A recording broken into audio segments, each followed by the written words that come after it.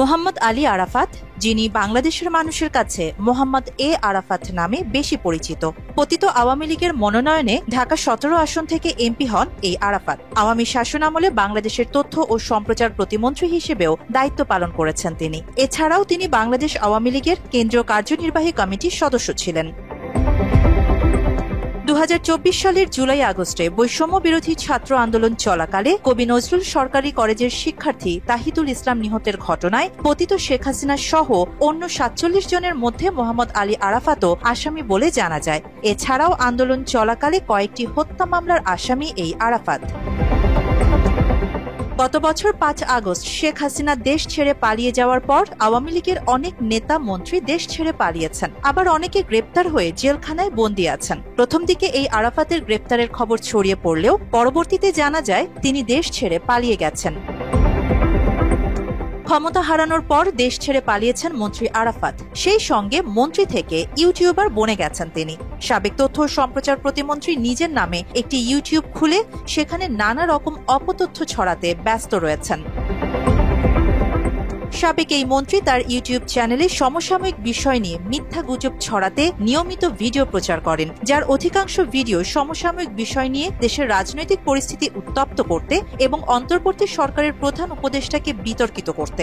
এছাড়াও নিয়মিত শেখ হাসিনার বিভিন্ন উস্কানিমূলক অডিও বার্তা তার চ্যানেলে আপলোড হতে দেখা গেছে। নানা ধরনের অপপ্রচার করে মানুষের মন থেকে সরাতে চেষ্টা করেছে, পারেনি, ব্যর্থ। এছাড়াও এই আরাফাতের ইউটিউব চ্যানেলে কবিতা আবৃত্তি করতেও দেখা যায় পতিত শেখ হাসিনাকে। নারী লাঞ্ছনা ঘটে প্রকাশ্যে, মিডিয়াতে পম।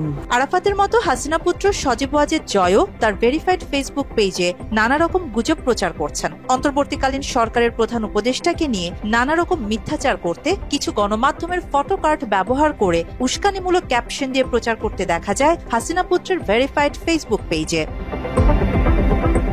অন্তর্বর্তীকালীন সরকারের উপদেষ্টা, ছাত্র সমন্বয়ক, বাংলাদেশের রাজনৈতিক বিভিন্ন দল, পুলিশ প্রশাসন থেকে শুরু করে বিচার বিভাগ সবকিছু নিয়ে মিথ্যা গুজব ছড়াতে দেখা গেছে সজীব ওয়াজেদ জয়ের ফেসবুক পেজে।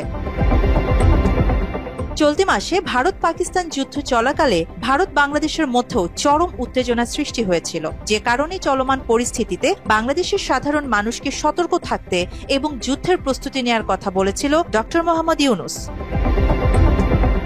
সে সময় হাসিনা পুত্র তার ফেসবুক পেজে বাংলাদেশকে আফগানিস্তান, ইউক্রেনে পরিণত করা হচ্ছে অভিযোগ করে লিখেছিলেন, বাংলাদেশ এখন একটি অনির্বাচিত, অসাংবিধানিক স্বৈরতান্ত্রিক শাসনের অধীনে চলছে, যা মূলত বিদেশি এজেন্টদের দ্বারা পরিচালিত।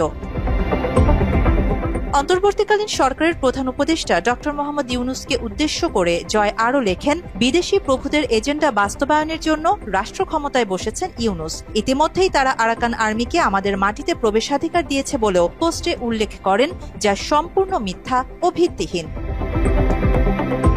ধারণা করা হচ্ছে এই আরাফাত ও সজীব ওয়াজেদ জয়ের সরাসরি পৃষ্ঠপোষকতায় বাংলাদেশ আওয়ামী লীগ নামের ফেসবুক পেজ এবং ইউটিউব চ্যানেল ব্যবহার করেও গুজব ছড়ানো হচ্ছে। এসব ফেসবুক পেজ এবং ইউটিউব চ্যানেল ব্যবহার করে নানা রকম বিভ্রান্তিকর ভিত্তিহীন তথ্যের অপপ্রচার চালানো হচ্ছে। অন্তর্বর্তীকালীন সরকারের ভাবমূর্তি ক্ষুণ্ণ করতে এবং বাংলাদেশের চলমান সংস্কার বাধাগ্রস্ত করার ষড়যন্ত্র বাস্তবায়নের অংশ হিসেবে তারা সাইবার স্পেস ব্যবহার করে গুজব ছড়াচ্ছে বলে ধারণা সচেতন মহলের। আন্তর্জাতিক অপরাধ ট্রাইব্যুনালে আওয়ামী লীগের নেতাদের বিচার শেষ না হওয়া পর্যন্ত সাইবার স্পেস সহ আওয়ামী লীগের সকল কার্যক্রম নিষিদ্ধ ঘোষণা করা হয়েছে। তবে এখনো পর্যন্ত কার্যকর পদক্ষেপ না নেয়ায় সাইবার স্পেস ব্যবহার করে নানা রকম দেশবিরোধী ষড়যন্ত্রে লিপ্ত রয়েছে পতিত আওয়ামী লীগ।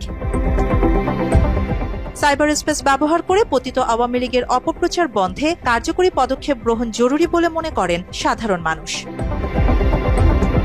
আরিবা জাহান, বাংলা এডিশন।